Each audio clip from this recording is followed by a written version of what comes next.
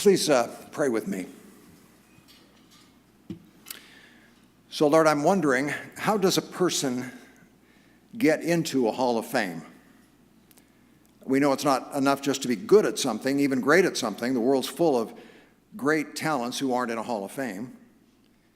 The distinguishing phrase is, I think, difference maker. Hall of Fame quality people are people who make a difference. They're not only great at what they do, but they make other people better. They make a not very good player into a pretty good player, and a pretty good player into a really good player, and a really good player into a great player. They make a not so good organization into a pretty good organization, and a good organization, and anyway, you know how it goes. They are difference makers. They make things and people better.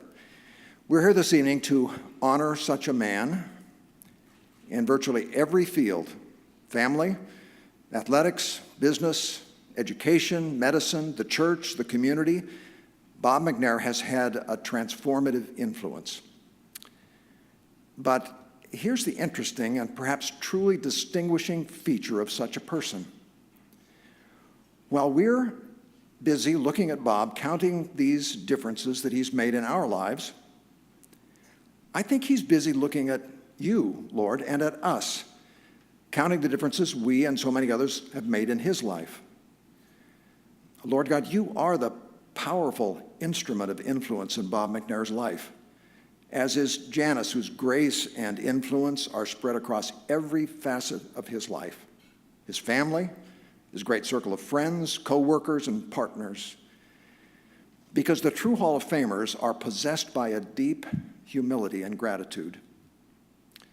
Now, I know, Lord, most of us here tonight won't make it into a Hall of Fame, but we can still make a difference in the world. We can make some not very great thing a better thing. So to this end, we offer ourselves to you, the God whose unfailing love, whose presence and power protects and forgives and redeems and saves and blesses and makes all things new. Amen.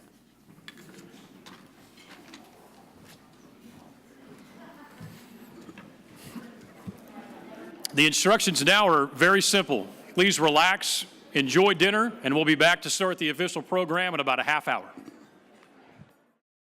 One, how humble he is, and two, how much stamina he had throughout his career as an entrepreneur. Unbelievable. And fast forward 9 years, we built a great friendship through playing golf, and I went and played a golf course that I fell in love with, and I had heard he was a member, so I called him, we were talking about it, and it's Pine Valley Golf Club. So I said, I'm talking with Bob about it, and at the end of the conversation, long story short, he agrees to be my sponsor.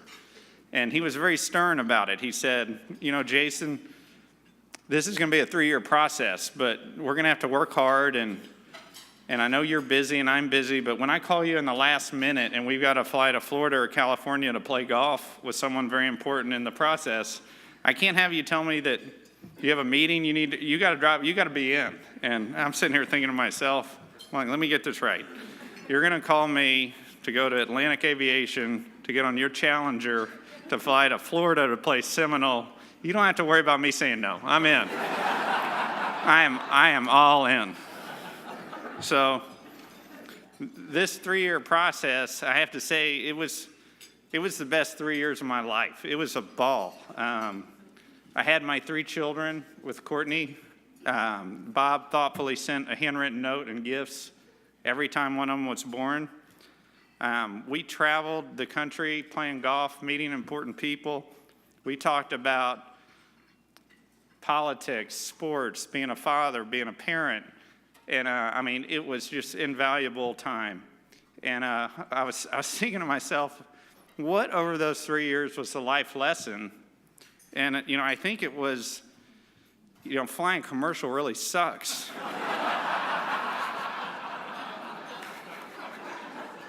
I've been now flying commercial for the last, I was so comfortable with that airplane, and now I'm just, even if I get upgraded to first class or emergency extra row, I'm in a bad mood all the time. But, I think the life lesson there was just not only Bob's generosity to me with that airplane, but just his time. It was fantastic.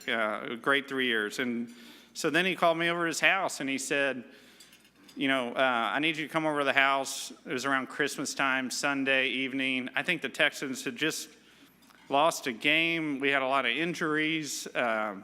So I couldn't believe he's saying, come over to the house. So I come over to the house and I walk in his house, and in the living room is a green jacket, a cigar, a glass of scotch, and a coffee table book about Pine Valley.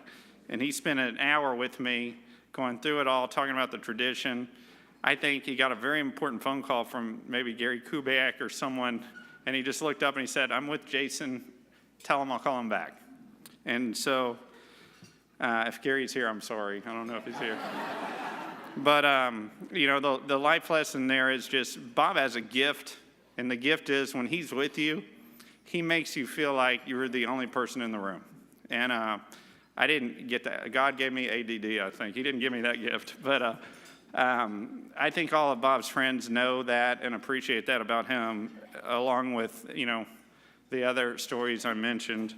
But as far as I'm concerned, Bob, you deserve not only this honor, but hundreds of others. So thank you for letting us be an underwriter tonight, and thank you all for being here.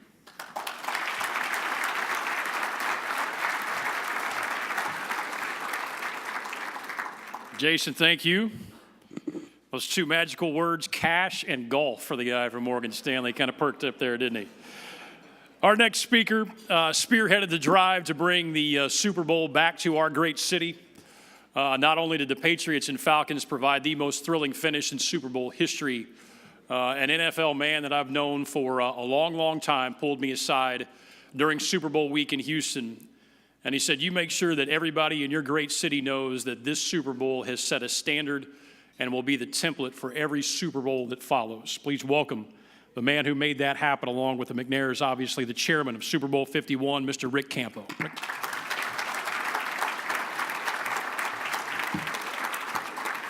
Well, thanks, Greg. When I was asked to come and speak to this group honoring Bob for this incredible honor, I thought, so what am I going to say? I can't talk about golf because I suck at golf. But I do remember I met Bob 30-plus years ago, and it was at a time when I went to his office and tried to get him to invest in this fledgling multifamily company that was just getting started, owned a few properties, and he turned me down.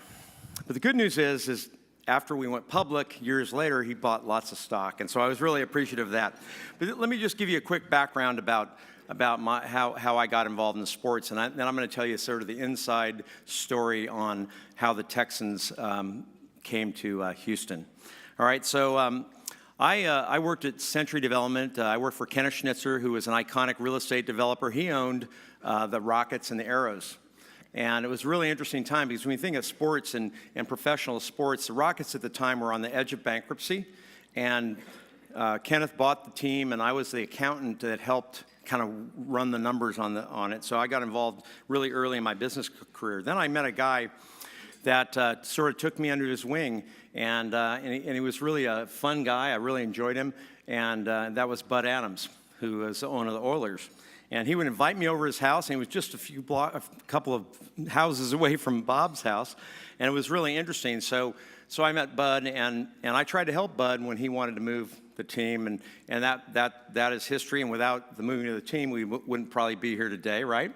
So there was a committee formed, and this committee was sort of who's who in Houston: Ben Love, Pete Conway, people like that, and they invited this kind of fledgling guy like me on this committee, and the position of the committee was this: is professional sports of value to the city and the community as a business and as part of the community from a quality of life perspective? And if it is, how do we get it back? How do we invest the community dollars in that? And this committee found that absolutely professional sports was part of the quality of life. It was part of the fabric of our community. It was part of who we are, and we needed to invest community dollars in that. Now, what we did is we created hotel occupancy taxes, rental car taxes, and created this great organization called the Harris County Houston Sports Authority. Jody Giles, one of the first members, sitting right here. I was one of the first board members, and I went on the Sports Authority. And we decided that it was, in fact, the right thing to do to create value for the community, bringing professional sports to Houston, or back to Houston in the Texans. So Bob decided he wanted to bring him back. He had $750 million, I guess. He needed a stadium, so we gave him a fully funded stadium agreement. He went to New York, made the deal, and brought the Texans back. The greatest part of it, not just getting the Texans back, or professional sports back in Houston, was we beat L.A. L.A. couldn't get out of their own way to make a stadium, and whenever you do that, it's like awesome, right? You beat L.A., right? So as the Secretary, Treasurer, and Chairman of the Finance Committee of the Sports Authority, I drew the kind of bad draw of having to negotiate the agreements with the Texans on behalf of the Sports Authority. And that was really interesting because on the one hand, we wanted the Texans. On the other hand, we had to protect the community, assets, and we wanted to make sure it was a fair deal. And Bob was tough, let me tell you. He was tough, but fair. And I always found that to be a really good combination. Knowing that you have to get the deal done, but knowing that it has to be a fair deal and a reasonable deal for everybody at the table. And that's what Bob McNair did with his team and the Texans. And so without Bob McNair bringing the Texans back, we wouldn't have NRG Stadium. We wouldn't have had 2 Super Bowls. We wouldn't have had the College Bowl games. We wouldn't have 2 Final Fours. We wouldn't have had the Copa Americas. And if I just added up the value of that from an economic development perspective, we're talking about putting heads in beds and people in restaurants, over $1 billion of economic activity as a result of just the ones I listed, not just the rodeo and the county events that are done at NRG Stadium. It is a massive economic value proposition to Houston, Texas, because we have the Texans here. Because without the Texans, we wouldn't have those. And without Bob's focus and his just absolute determination to get it done, it wouldn't have happened. And I think that's one of the things that's why, he clearly needs to be in the Texas Sports Hall of Fame, because without Bob, we wouldn't have any of those sporting events for sure. So to me, that's the whole, this tells me I have to stop. Okay, good. So the one last thing, now that they tell me 5 minutes, I don't screw around. All right, so in closing, what I want to say is this. Now, many of you probably haven't heard this, but I know Jamie has. And that is the Texans have 3 imperatives. 1, winning championships. 2, creating memorable experiences. And 3, doing great things for Houston, Texas. And I know that Bob McNair and his family, Janice and Cal, and everyone else that are here, you got a long road to go, Mr. McNair, and you're going to keep focusing on those 3 imperatives, and we know that you're going to do a great job creating value for everybody in Houston, Texas. Thank you so much for everything you've done.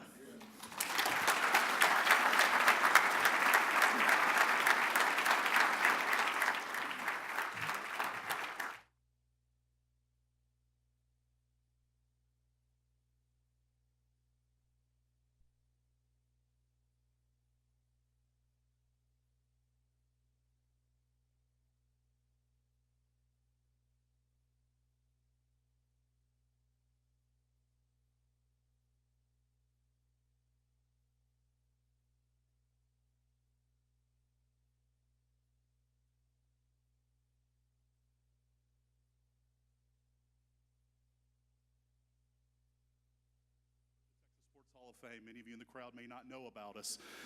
We are the oldest state sports Hall of Fame in the country. Our legacy, which we take great pride in, goes back to 1951, and our first inductee, baseball great Tris Speaker. The Texas Sports Hall of Fame now is home to over 15,000 artifacts and pieces of memorabilia that highlight the lives of Texas sports legends. We're adding another tonight, and we're very, very excited about that. We've inducted more than 380 sporting legends into the Hall of Fame. I would encourage you, the next time you're in Waco, please stop by and come see us. We'd love to see you and show you a little Texas hospitality there in Waco. But tonight we're here to add a name and a legacy to a very small and elite group of individuals who've been honored with the Lamar Hunt Lifetime Achievement Award. Sporting legends such as Don Carter, Red McCombs, Drayton McClain, Dave Campbell, Rudy Davalos. The Lamar Hunt Lifetime Achievement Award was created by the Texas Sports Hall of Fame to recognize a Texan whose vision and service to the world of sports have left a lasting impact on us all. As everyone in this room knows, Lamar Hunt was certainly an icon in sports, and his influence and leadership and his legacy was immeasurable.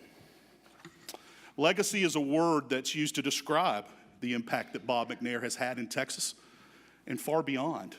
An entrepreneur, a successful businessman, a Sigma Chi, a South Carolina Gamecock. I was born in Columbia, I had to say that, I'm sorry. A patron of the arts, an advocate for education, a passionate philanthropist, a sports enthusiast and an owner of an NFL franchise, a son, a husband, a father, a grandfather, and a beloved friend to many of us here tonight. These are just a few of the ways Bob's commitment and contributions have significantly impacted a broad array of communities across this country, including here in Houston.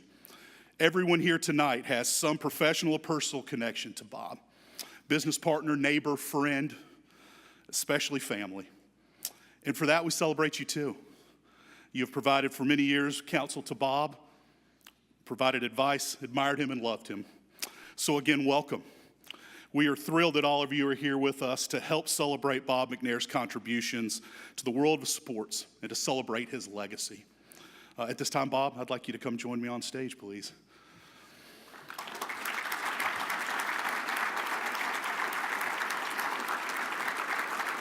Bob, it is an honor for us to recognize you here tonight. On behalf of the Texas Sports Hall of Fame, our Board of Trustees, and all previous award winners, we are honored to name you the recipient of the 2018 Lamar Hunt Lifetime Achievement Award. Thank you. Thank you. I'm very honored.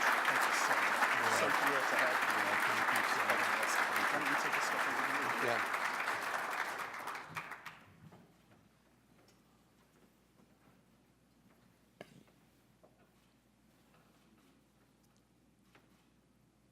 Oh, thank you very much.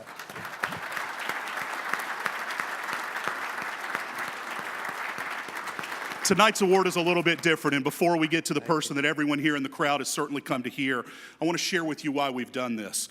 Probably a little different than most formal ceremonies that you've been to. The Texas Sports Hall of Fame had our official artist, Robert Hirsch. Robert, would you please raise your hand? Create a painting to commemorate recognition for the 2018 award. Again, Bob, we are so thrilled. Thank you. Thank you. I appreciate that. Yes, sir.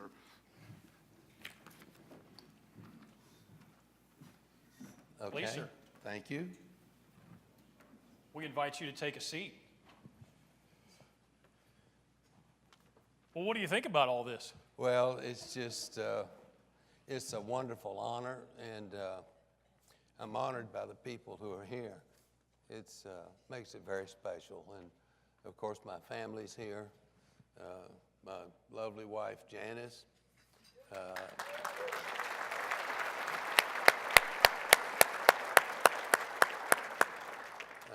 Our two daughters, Ruth and Melissa, and sons Kerry and Cal.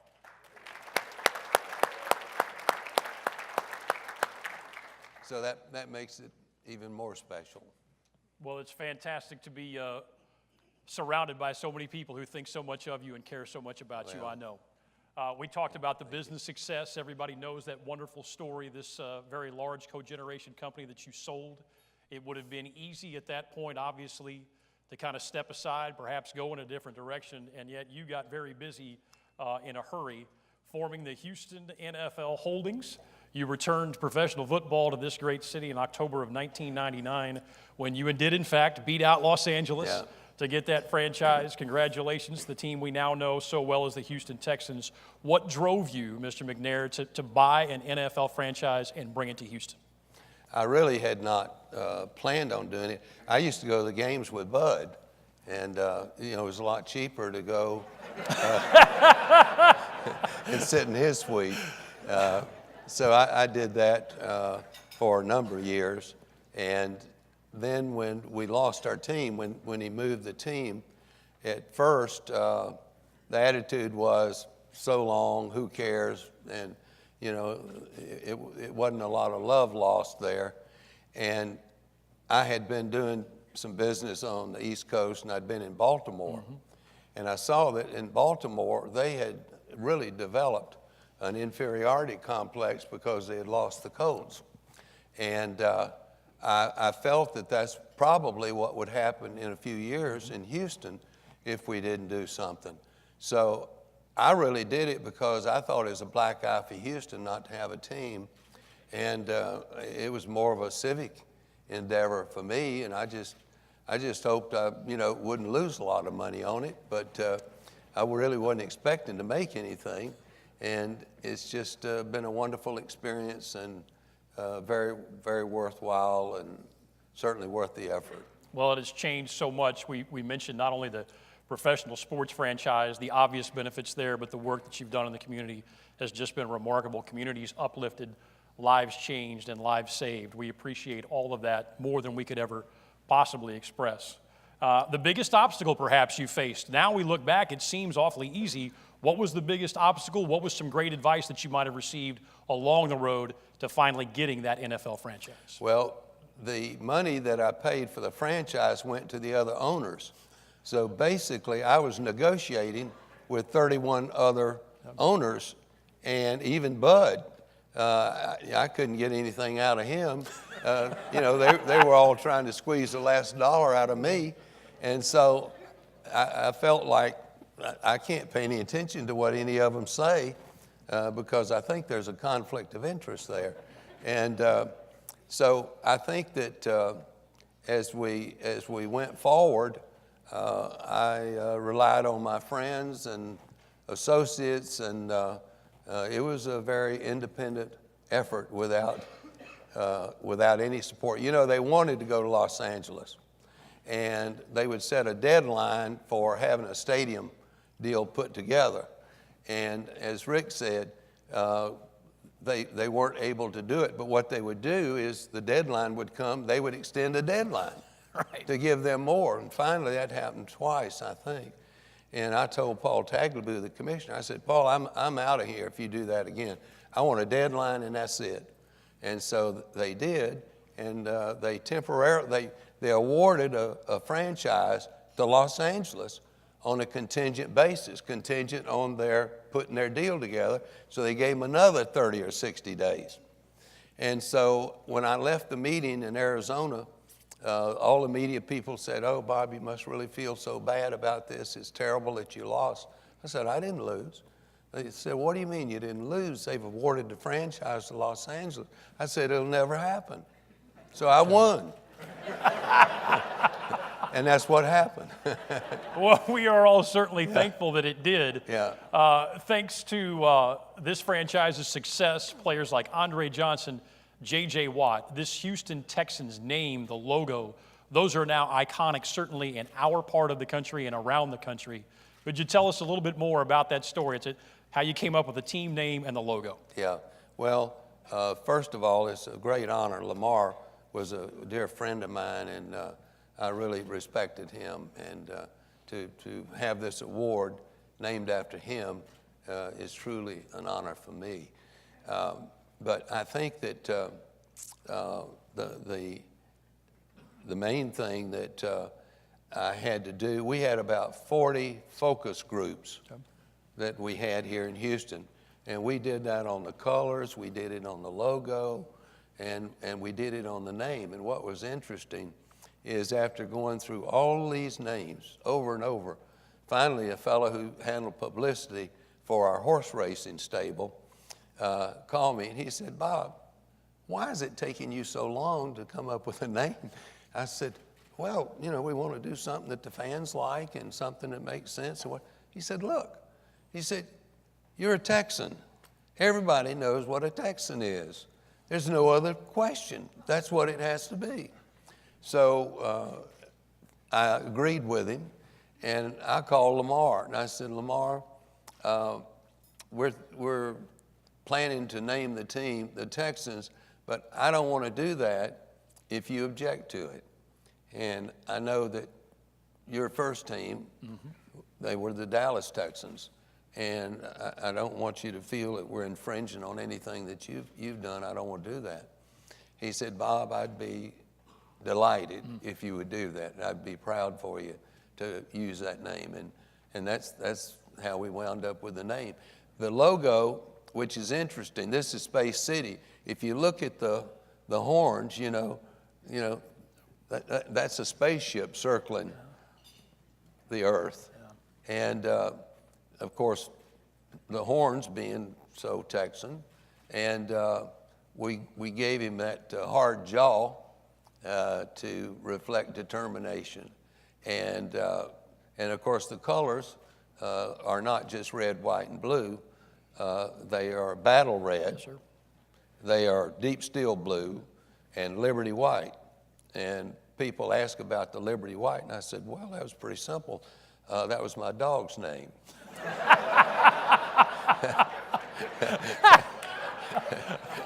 And she was born on the 4th of July. So, had to be Liberty white. Liberty white it is then. It is. I hope that everybody can remember Lamar Hunt and the way that he was so generous. You mentioned that. It's not every owner in professional sports who would see the big picture the way that he did. So to hear that story about the Texans, which was near and dear to his family's heart back in the old days, to hear that story puts it all into perspective for the evening. I'm glad that you shared that. Obviously, you've been instrumental in bringing 2 Super Bowls to our great city. How proud are you of that accomplishment? And might we do that again? Because we had an awfully good time the last time. Well, it was a big effort. And this last time, boy, Rick just did a super job for us. And I knew he would, and that's why I asked him to do it. And thank you, Rick. You were outstanding as I expected. And it's the only thing other than electing a commissioner that's done by secret ballot. So it sometimes doesn't make sense what might have been done. There might be other reasons, where a team feels obligated to another team or whatever. But I think that we had done a good job the first time, and the second time when we went for it, we'd sort of paid our dues, and I think also it was sort of a thank you to me for the time and work that I put in at the league level, which I do spend a lot of time there, and I think that it was a wonderful reward, and I thought the city just did an absolutely marvelous job, and it was just, everyone left with a good feeling about Houston. So yes, we'll try to get another. Rick, you ready? Rick wants to talk about that. We had that discussion at our table. One of the great parts of that process for me was going to Boston for the official selection and hearing the other NFL owners talk about Mr. McNair and the universal respect that they have for you and the way that you run this franchise. That's part of that process. I appreciate that. Absolutely. Well, obviously, the Texans are entering an exciting new phase. You've got a new general manager. I don't know if anybody's had the chance to hear Brian Gaines speak, but he is an impressive figure, shares very much a common vision with your head coach, Bill O'Brien. How excited are you for the immediate future of this great franchise as we begin to welcome back some of those guys who have been injured, J.J. Watt, Deshaun Watson, and the rest? Yeah. Well, I think it's going to be an exciting time for the Texans and for the city. Last year, when we put Watson in there and he performed the way he did, I really felt that we were going to make a run for the Super Bowl last year. And then, of course, when he went out, that was the end of our offense. And our defense had been decimated by injuries. So the defense couldn't carry us. So it was a difficult time.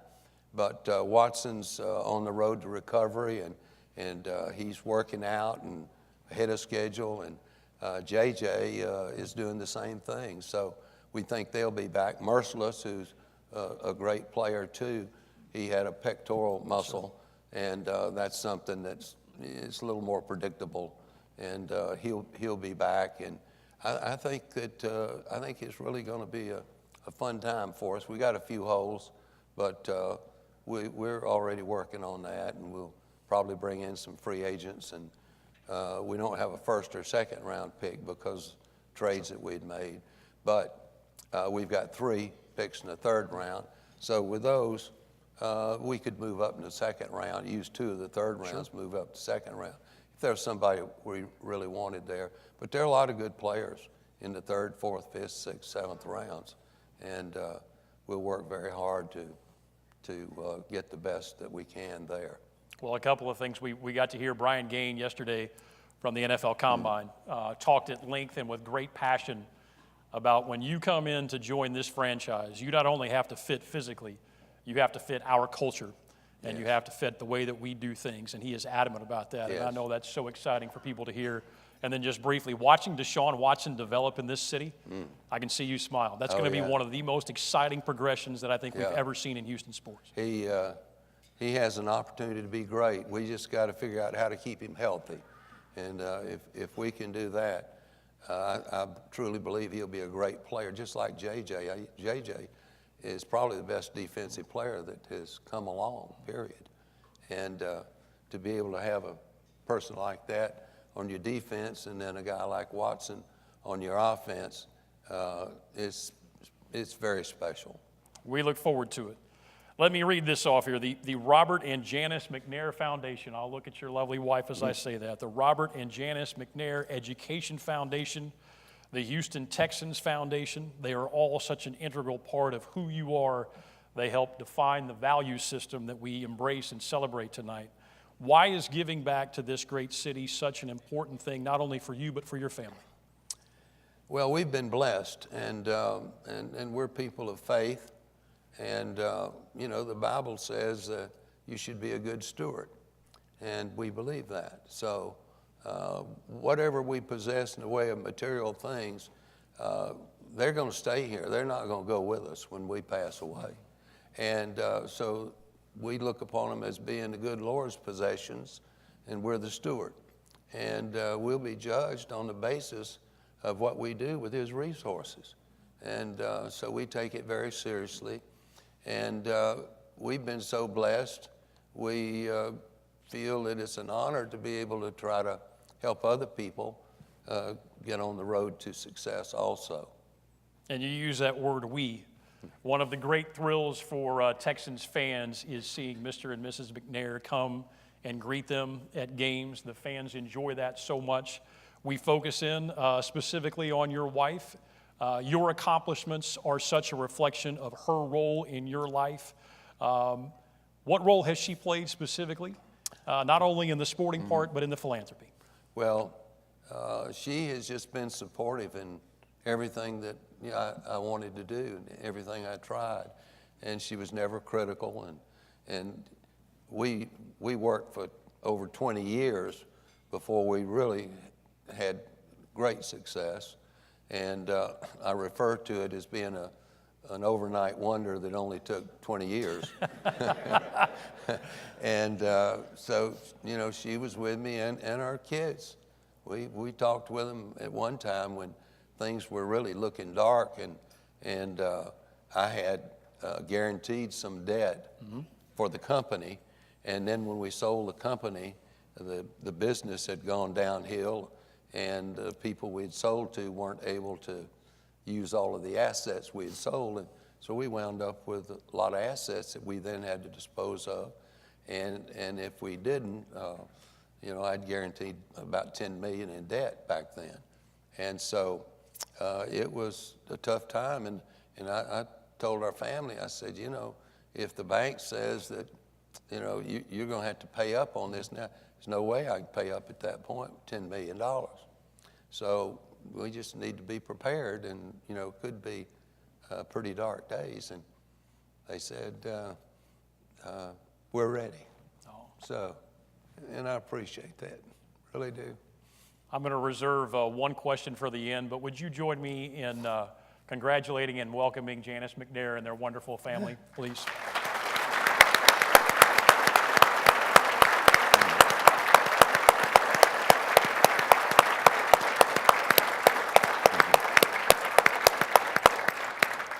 It's amazing what's possible when you know people are at your side, thick or thin, Right. good or bad, isn't it? Yeah, it means everything. Our last question, we have touched on this. You are honored with one of the great legacies in sports, and Mr. Lamar Hunt. I use the term gentleman and visionary. Those certainly fit. Just the idea that perhaps a little bit more that you are receiving this award with his name on it and adding to these recipients that Cooper touched on earlier in the great state of Texas. Yeah, it's just a great honor, and I've been fortunate to have a number of honors bestowed on me, but it was for other things.